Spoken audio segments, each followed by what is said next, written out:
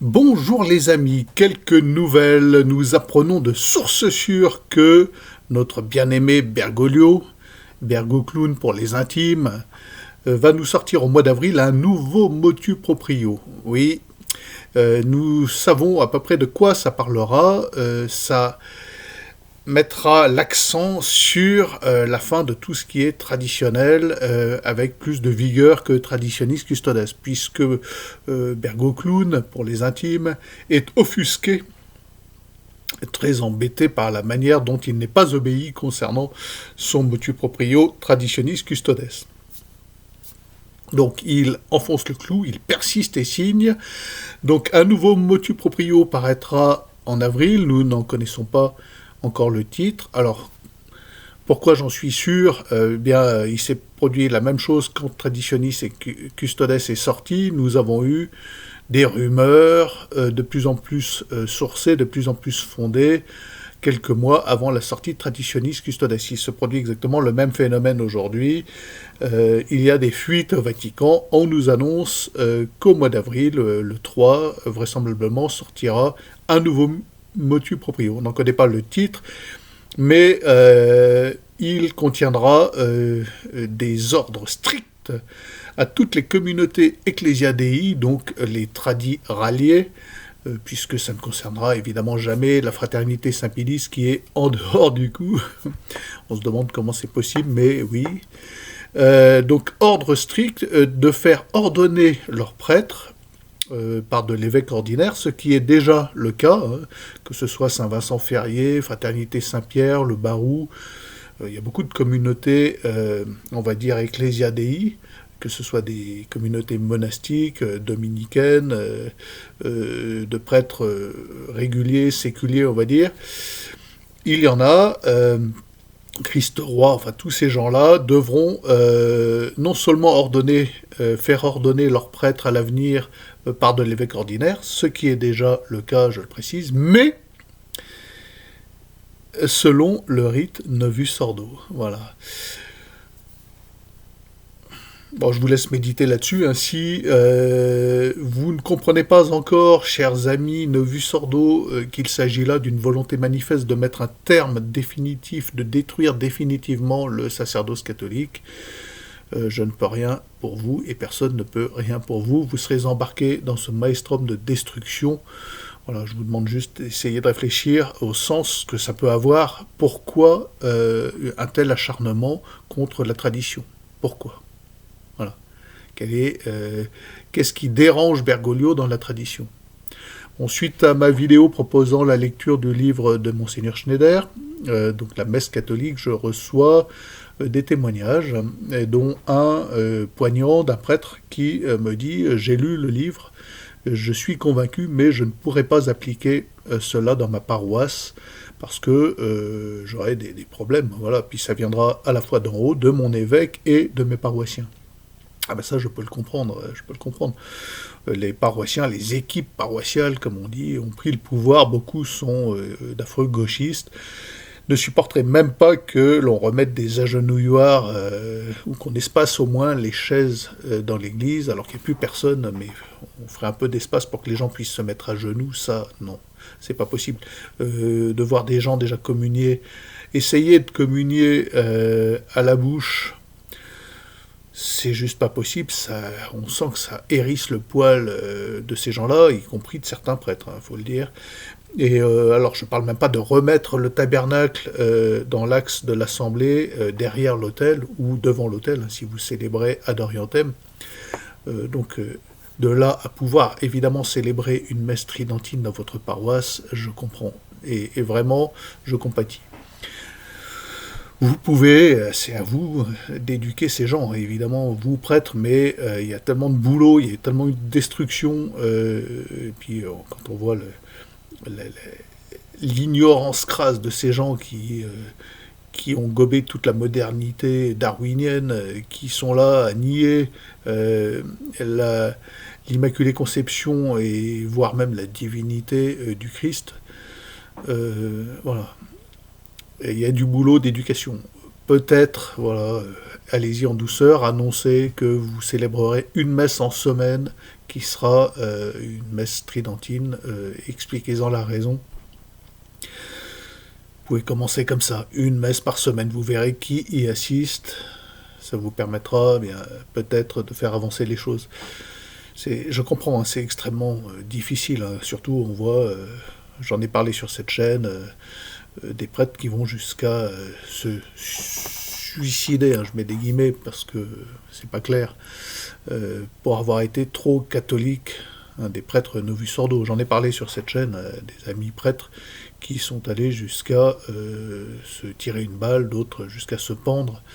Voilà, merci Monseigneur Crépy. Et c'était lié non seulement à leurs évêques, mais aussi à leurs paroissiens qui venaient les dénoncer pour catholicisme, qui les accusaient de tout et son contraire, de mauvaise gestion de ce que vous voulez, tout ça pour se débarrasser de prêtres un peu trop catholiques. Voilà, je comprends que ça peut être extrêmement difficile, mais bon, on ne peut pas en conscience obéir à Bergoglio quand il s'attaque de cette manière à la catholicité, à la messe de toujours. C'est pas possible. Voilà, on a un devoir humain de désobéissance. Tous ces motu proprio, la traditionis custodes, et puis celui qui arrive là va être encore pire en avril, on a le devoir de désobéir. C'est un devoir. Et moi-même, là, je serais encore dans ma paroisse Novus Ordo, je lirais ça, je serais scandalisé. Je me dis, mais pourquoi il fait ça? Et en réaction, j'irais me réfugier dans la tradition en me disant, si cet homme-là, cet apostat s'attaque de cette manière-là à la tradition, si il fait ça, c'est avec une vraie intention de destruction et une intention maléfique. C'est donc que le bien, il est en face, il est dans la tradition. Donc j'irai voir la tradition, forcément. Voilà. Je pense que ça suscitera ce genre de réaction. Je pense que ce motu proprio aura évidemment l'effet inverse et fera que les gens reviendront à la tradition catholique. Et beaucoup de prêtres, j'espère beaucoup de prêtres, malgré les difficultés que cela pourra leur causer, les problèmes que cela pourra leur causer. Alors j'ai quelques commentaires amusants. Je les vois fleurir depuis ChatGPT. Alors je ne sais pas s'il y a un rapport de cause à effet, mais voilà, si moi je voulais produire un texte expliquant que tout n'est que chimie et que le sentiment spirituel c'est de la chimie, qu'il n'y a rien dans l'au-delà, qu'il n'y a que cette vie terrestre concrète et que la vie surnaturelle, la vie de l'esprit, c'est de l'invention des hommes arriérés depuis 2000 ans et que nous avons tout compris, nous sommes des hommes évolués, les hommes du 21e siècle. Si je voulais faire écrire ce texte-là par ChatGPT, j'aurais mot pour mot certains de mes commentaires. Mot pour mot. Bon. Je ne dis pas que vous, là, qui m'avez écrit ce genre de commentaires, êtes passé par ChatGPT, mais ça sent quand même ChatGPT.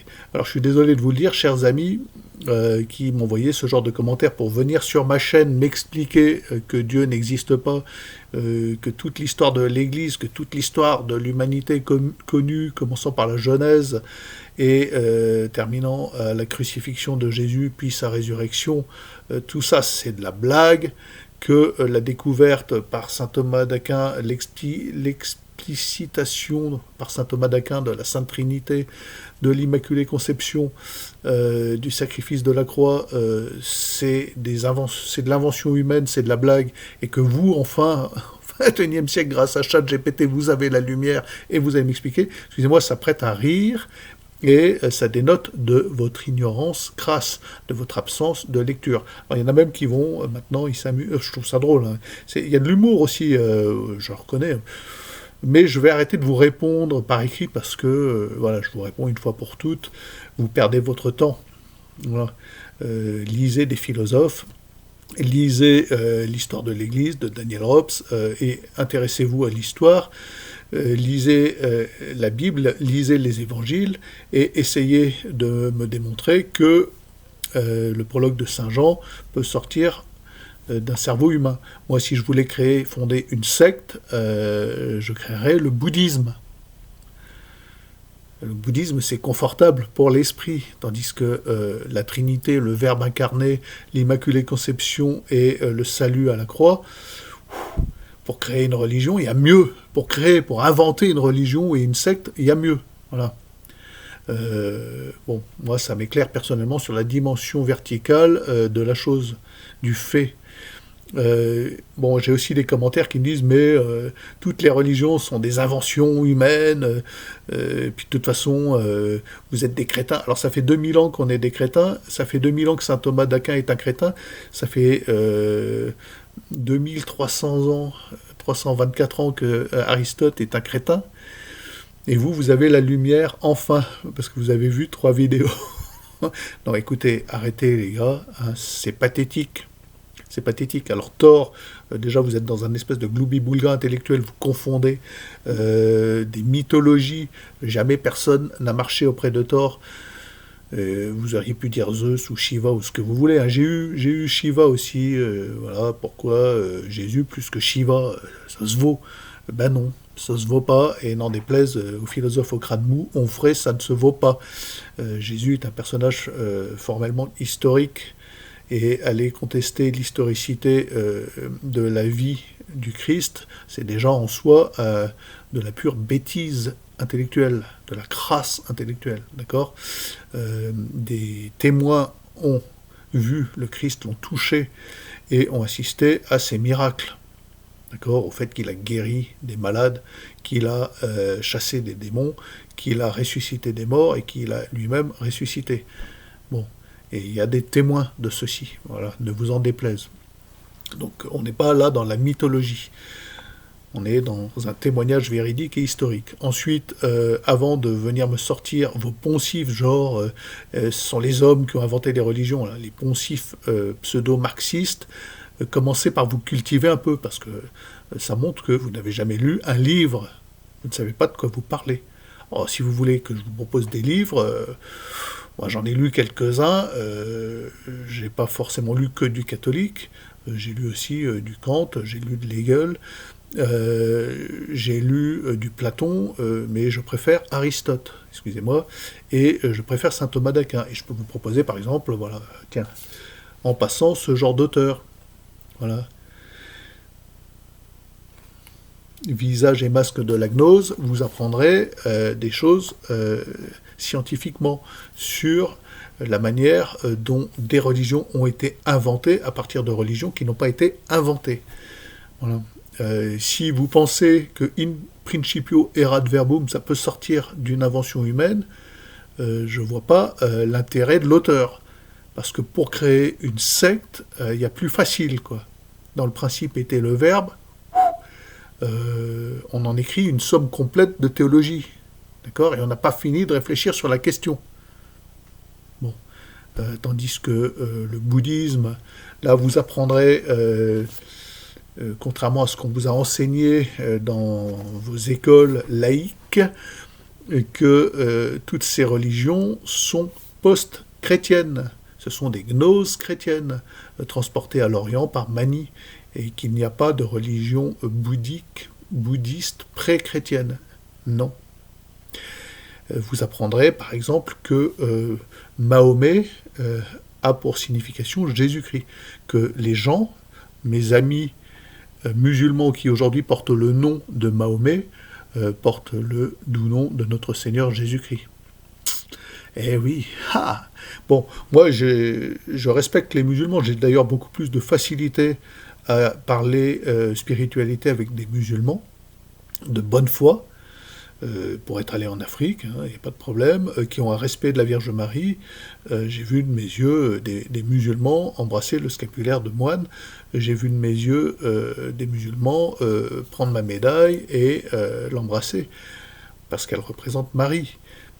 J'ai plus de facilité à discuter avec ces gens-là qu'avec des apostats qui me sortent des poncifs à la limite de la débilité mentale. Alors si vous voulez paraître un peu cultivé, venez venir sur ma chaîne pour me dire à moi que tout ça c'est de l'histoire inventée, que c'est de la blague, que les actes des apôtres sont une farce, et que Aristote, inventant la métaphysique, développant la métaphysique. Vous savez même pas ce que c'est que la métaphysique d'ailleurs, ça se voit. Vous ignorez totalement ce qu'est la simple philosophie, la recherche du principe et des causes. Alors quand il s'agit de l'être, de l'ontologie, mes mots même là vous échappent. Vous ne savez même pas de quoi je parle. Donc vous allez expliquer à Aristote en 324 avant Jésus-Christ qu'il a fait n'importe quoi, que c'était seulement de la chimie du cerveau. Parce que vous avez vu 3 vidéos et vous allez nous expliquer que depuis 2000 ans, nous nous fourvoyons et qu'il n'y a pas de Dieu. Non, alors soyons sérieux, d'accord, lisez quelques livres, lisez Étienne Couvert, c'est passionnant, c'est accessible en plus à vos cerveaux mous. Et après, revenez discuter sous forme interrogative. Venez, on discute. Venez pas nous asséner vos poncifs. Ce sont des poncifs. Nous dire comme ça de but en blanc, le ricanement de la servante, encore une fois, la servante qui ricane, regardez-les, ils sont chrétiens, c'est n'importe quoi.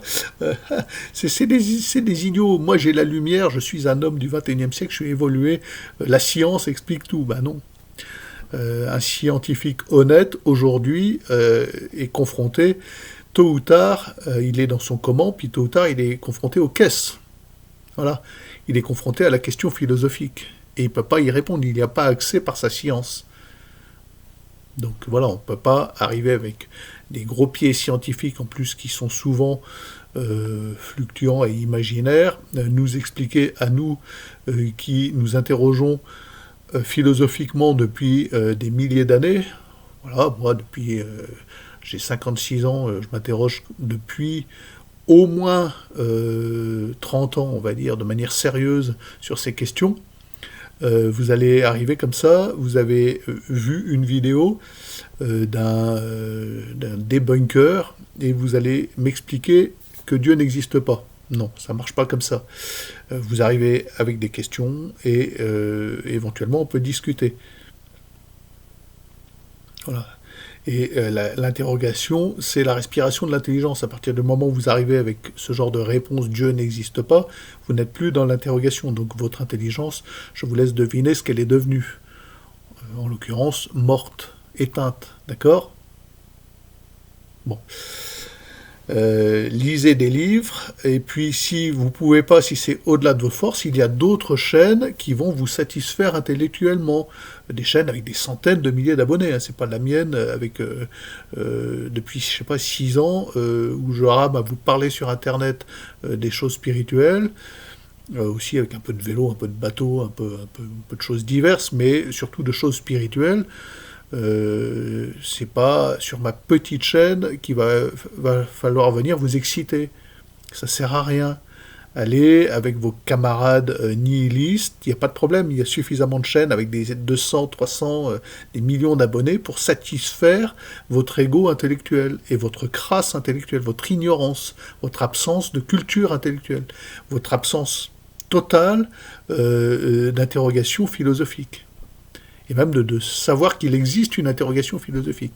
Bon, je vous le dis, dorénavant, je laisse mes chers amis abonnés, j'en ai quelques-uns, je vous salue, qui viennent discuter avec moi depuis des années et qui sont fidèles à la discussion, qui sont pas toujours d'accord, et je respecte profondément l'avis des gens qui ne sont pas d'accord.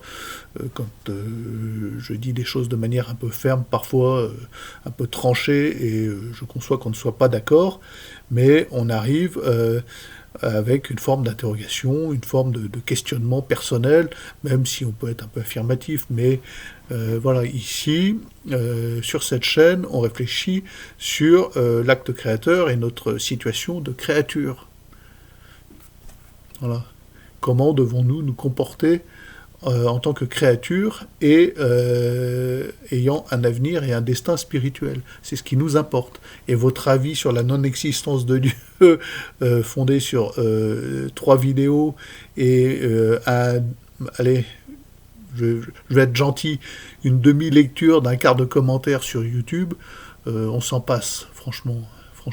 Bon allez, sur ce, je vous laisse, bonne journée les amis.